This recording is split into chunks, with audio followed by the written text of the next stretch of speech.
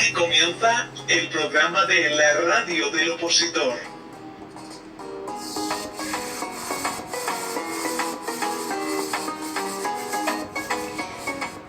Muy buenas tardes a todos y bienvenidos al segundo programa de la radio del opositor, un punto de encuentro para todos los opositores que estamos estudiando con esta horrible ola de calor.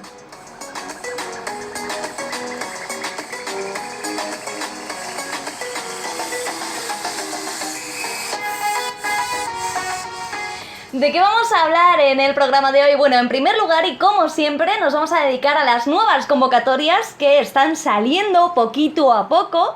Y en segundo lugar nos vamos a ir al mensaje del opositor, porque sí, hemos recibido nuestro primer mensaje, nos hace muchísima ilusión, muchas gracias.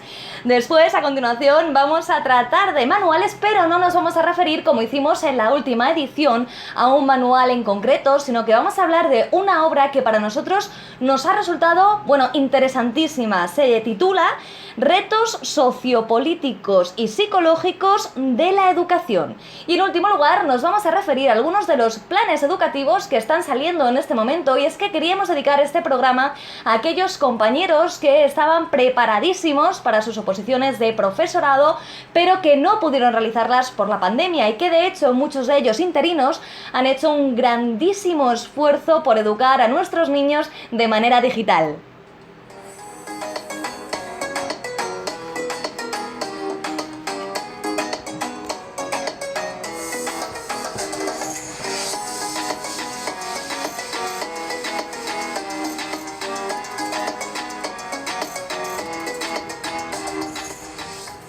Comenzamos entonces. ¿Cuáles son las convocatorias que han salido en estas últimas 2 semanas?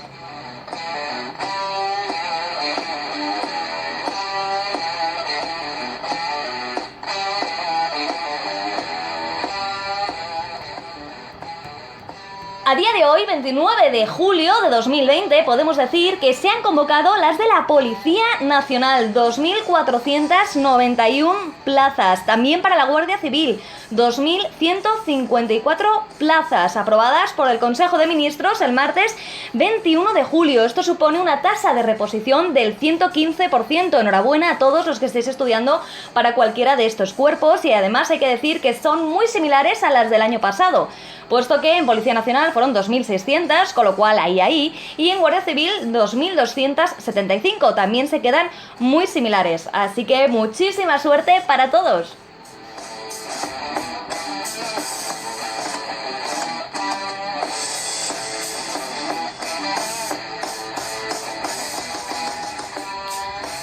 Por otro lado, han sido convocadas 80 plazas para ingenieros aeronáuticos A1, que estábamos comentándolo aquí entre nosotros y diciendo, bueno, pero ¿hay tantos ingenieros aeronáuticos en España?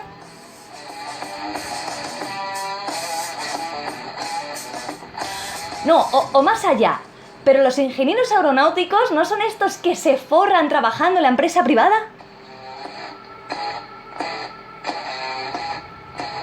Y luego nos hemos puesto a hablar ya de la NASA y se nos ha ido la conversación hasta H&M y su colección que sacó el año pasado de la NASA. Así que bueno, resumiendo, que han salido 80 plazas de ingenieros aeronáuticos y tenéis de plazo hasta el 14 de agosto para enviar las solicitudes.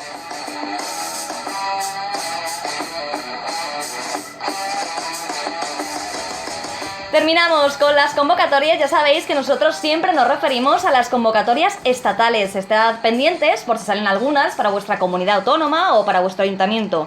En A2, ingenieros técnicos aeronáuticos. En este caso, 30 plazas también tienen de plazo hasta el 14 de agosto y salen todas a través del Ministerio de Transportes, Movilidad y Agenda Urbana.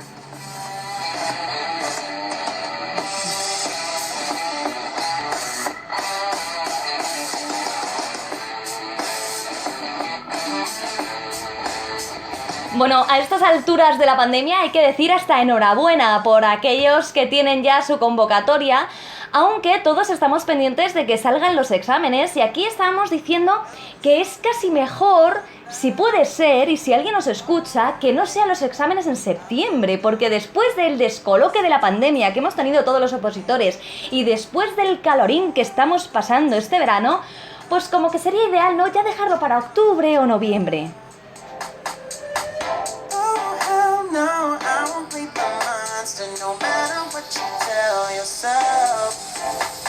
Bueno, la verdad es que no os prometemos absolutamente nada, así que nos vamos a ir directos al mensaje del opositor. Como decíamos al principio, nos ha hecho muchísima ilusión porque hay que decir que sí, que refrescábamos frecuentemente nuestro Gmail, la radio del opositor, @gmail.com, esperando la llegada de algún mensaje, y al final la espera tuvo su recompensa. Os leemos. Nosotros pensábamos que nos ibais a mandar audios, pero los leemos nosotros sin problema. Dice: hola, estoy pensando en opositar y no sé cómo elegir academia. Me resultan todas muy similares, pero me han dicho que el proceso es solitario y a mí me gustaría conocer gente. ¿Me ayudáis?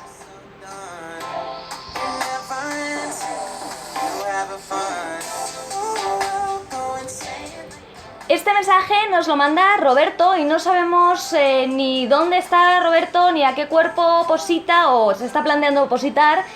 Así que hemos determinado que su pregunta va orientada más bien a si se conoce gente en las academias.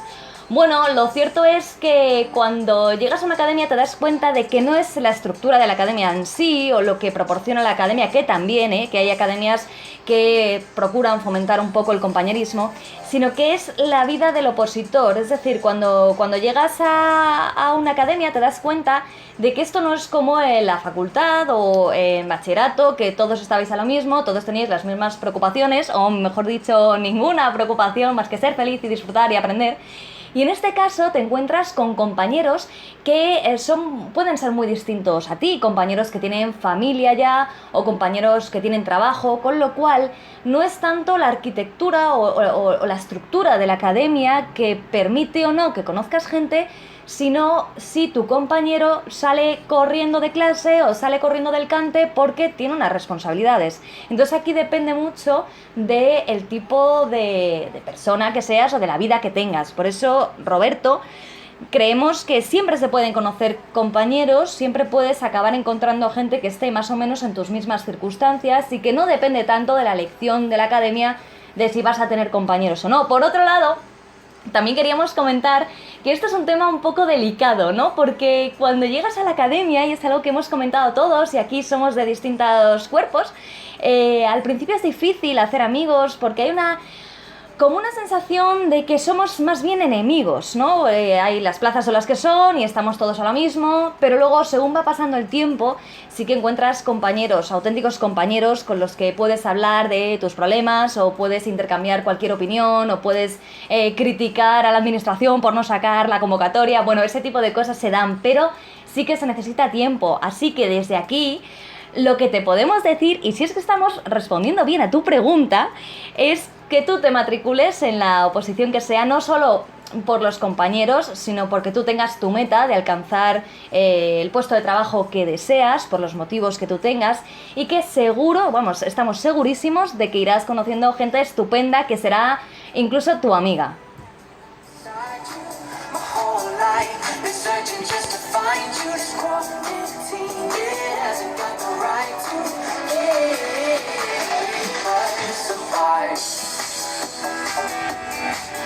Vamos con la pregunta de la Constitución, pregunta que todos deberíamos saber y que además yo particularmente dedico a una de mis preparadoras, a Marta.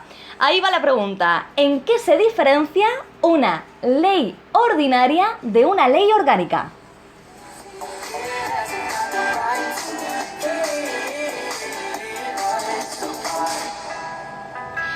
Venga, vamos a dar una pista porque para muchos será como súper obvio, porque es algo que tenemos que sabernos desde el principio, ¿no? Todos los opositores.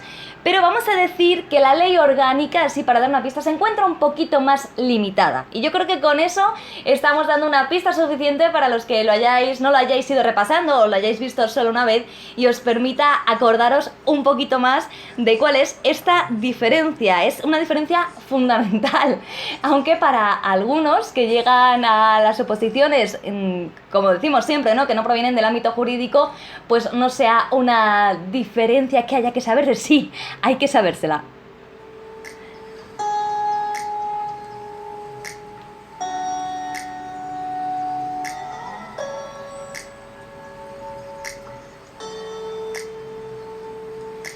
Dicho esto, nos ha bajado el ritmo, la música, ahora sube otra vez. Perdonar todas las distracciones técnicas porque estamos probando diferentes plataformas y estamos probando diferentes elementos de realización, así que es posible que a lo largo de los primeros programas notéis ahí unos cambios, pero bueno, esperamos solventarlo lo antes posible. Como decíamos, vamos ya con nuestra recomendación de la semana de manual. Habíamos establecido al comienzo que no era un manual al uso, y entonces hemos considerado que a lo mejor no tenemos solo que hablar exclusivamente de manuales aburridos y rancios, que sí, que son muy útiles para el estudio de las oposiciones, pero que por otro lado la oposición muchas veces va más allá, es decir, necesitamos herramientas que no encontramos exclusivamente en manuales. Así podemos ver nuestros compañeros que estudian las oposiciones a profesorado, que en este caso nos han comentado, no es que nos lo hayan comentado para el programa, pero bueno, a título personal, ¿no?, que están un poco desmotivados porque no saben cuándo va a ser el examen, su situación. Pues en lugar de hablar de un manual específico para aquellos que estudian educación, hemos pensado en un manual que sea un poco más abierto, en una obra que sea más abierta y que interese tanto a los futuros o actuales educadores como a todos aquellos que tengan algún tema relacionado con educación o que tengan que hacer ensayos vinculados con la educación y que creemos que os puede resultar muy interesante. Se trata de retos sociopolíticos psicológicos de la educación, cuyo editor es Kerim Gerab y es de Global Knowledge Academics. De todas formas, aunque vamos a extendernos un poco y vamos a hablar de algunas de las partes que a nosotros nos interesan más de este compendio, es un compendio de artículos científicos, nos vamos a dejar en nuestro blog un enlace, puesto que lo mejor de todo es que es gratis. Podéis acceder a él cuando queráis, está disponible online, así que creemos que aparte de lo que os digamos nosotros, si os interesa, vais a nuestro blog, la radio del opositor, blogspot.com, y ahí encontráis el link que os lleva directamente a ello para que veáis todos los artículos científicos que presenta, que son muchos.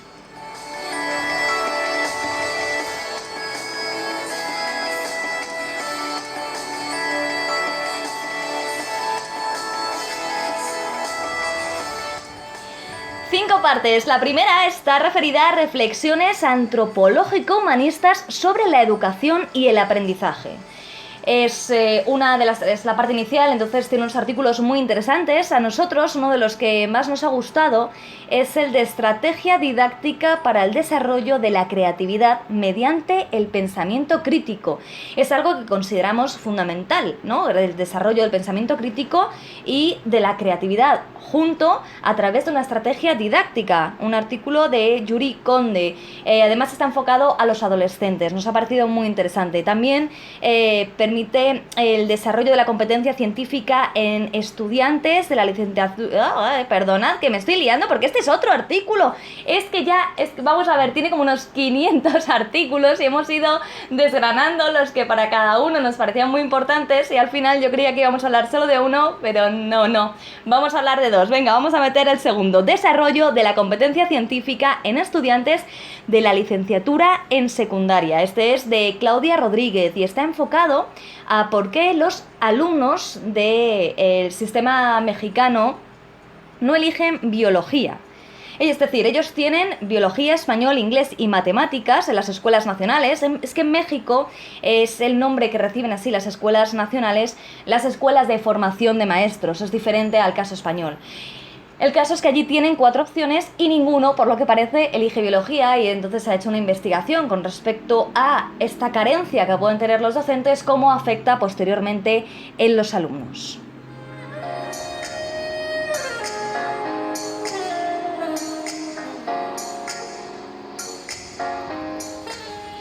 La segunda parte se titula Aspectos políticos y legislativos de la educación. Es muy interesante y el que más nos ha llamado la atención pues es el que se centra en la legislación española.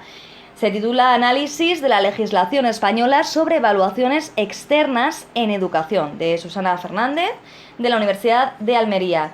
Y este artículo está enfocado a cómo esas evaluaciones externas que se han puesto de moda últimamente, qué relación tienen, en nuestro caso, con la LOE y con la LOMCE, puesto que esto se inicia, como ya sabréis, en los años 60 en Estados Unidos, estos métodos en realidad, que llevan un poco a la competitividad entre estados, ¿no? Pues en este artículo se refleja el análisis de la legislación española sobre las evaluaciones externas en el ámbito educativo. Muy interesante.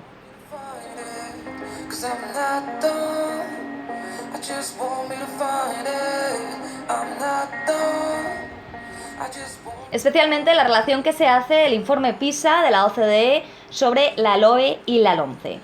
Con respecto a la tercera parte, que es la última que vamos a revisar, para no desvelaros toda la obra, se refiere a la inclusión social y casuísticas socioculturales. Aquí nos ha llamado mucho la atención el rol de los educadores en el tránsito a la vida adulta de los jóvenes tutelados, de Isabel Martínez Sánchez, de la UNED, y en este caso se pone el foco en la ruptura que sufren aquellos menores tutelados que tienen que salir al mundo real, porque pensar, cuando todos nosotros teníamos 18 años, teníamos una red familiar, teníamos otras cosas en la cabeza, ¿no? Y estos chavales, pues tienen unas particularidades específicas, que un sentimiento de abandono.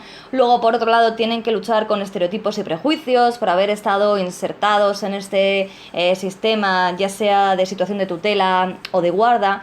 Y a través de esta investigación científica se permite ver cuál es la relación que tienen o cuál es el papel que tienen aquellos tutores que les acompañan. Es muy interesante, da muchísimos datos, por ejemplo, cuál es el perfil de estos tutores, que ya os adelantamos que hay casi un 80% son mujeres. Cómo valoran estos chicos a sus tutores, que generalmente es positivo, pero os recomendamos su lectura, especialmente por lo que está aconteciendo últimamente con respecto a los centros de menores, que están prácticamente a diario en las noticias.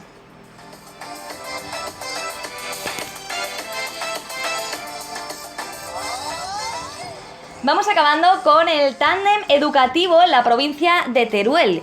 Aquí se estudian los colegios rurales agrupados y los centros rurales de innovación educativa. Es una investigación realizada por Virginia Domingo y por Alberto Nolasco de la Universidad de Zaragoza y que se centra en Aragón, pero es muy interesante porque habla de la historia de la educación rural en España desde la Ley Moyano de 1857 hasta la actualidad, y aunque lo hace de una forma muy breve, nos permite ver una evolución de la educación rural desde entonces hasta ahora. También estudian cómo afecta, o más bien cómo afectó en su día, la Ley General de Educación de 1970 al ámbito rural, que lo perjudicó ciertamente por la especialización del profesorado, la necesidad de nuevos espacios, más recursos, cosas que, como os podéis imaginar, en el mundo rural era bastante complicado. Y luego, posteriormente, habla del año 1986, cuando se crean los CRA, estos colegios rurales agrupados, que se denominan CRA. Luego habla también de los centros rurales de innovación educativa, por eso habla de que es un tándem, y nos ha parecido muy interesante también una de sus conclusiones, que establece que no sirven las fórmulas metropolitanas en el ámbito rural.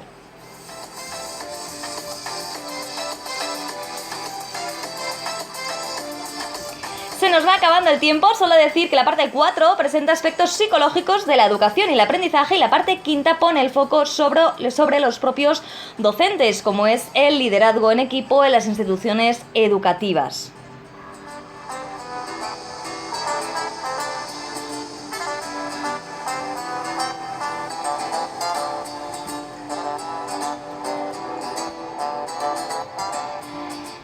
Vamos llegando ya al final de nuestro programa, pero como estamos dedicados hoy a la educación, queríamos mencionar algunos planes en los que creemos que hay que poner el foco ahora mismo, como es el plan de modernización de la formación profesional, muy importante para todos aquellos que tengáis temas de educación.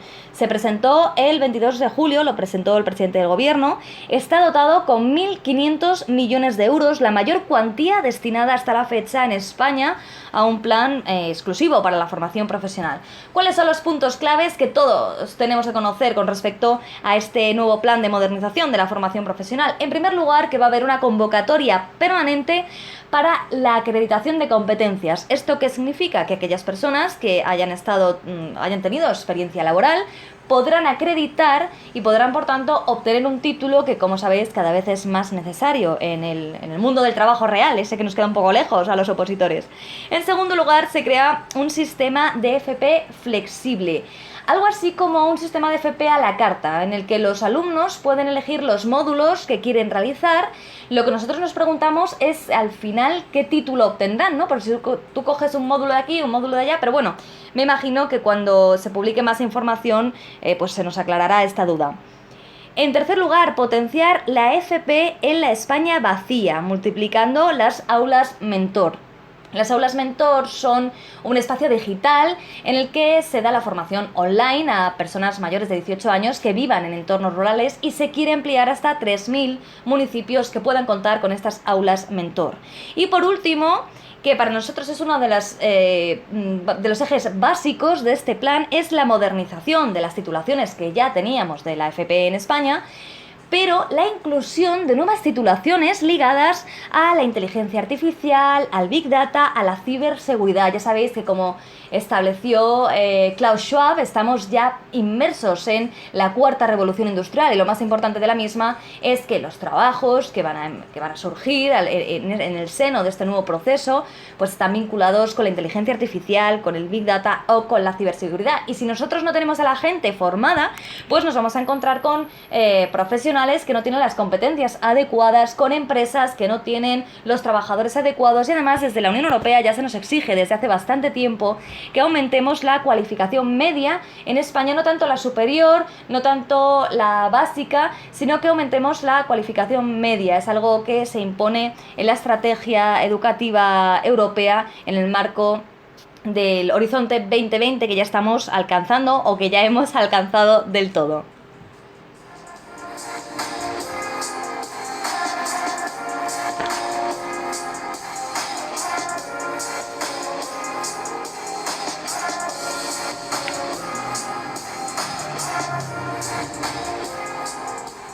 Se nos va acabando el tiempo y de hecho nos hemos pasado un poco, pero como os decimos, esto es un poco hasta que vayamos unos y otros encajándonos, sepamos la información que os interesa, si la que aportamos os sirve de verdad, o si preferís otras cosas, ya sabéis que podéis dirigiros a la radiodelopositor@gmail.com.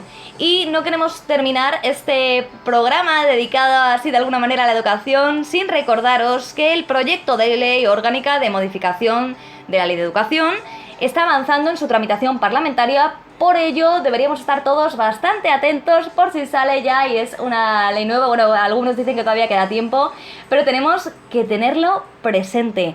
Por nuestra parte, nada más. Esperamos que en estas semanas estudiéis. Se acerca una otra ola de calor.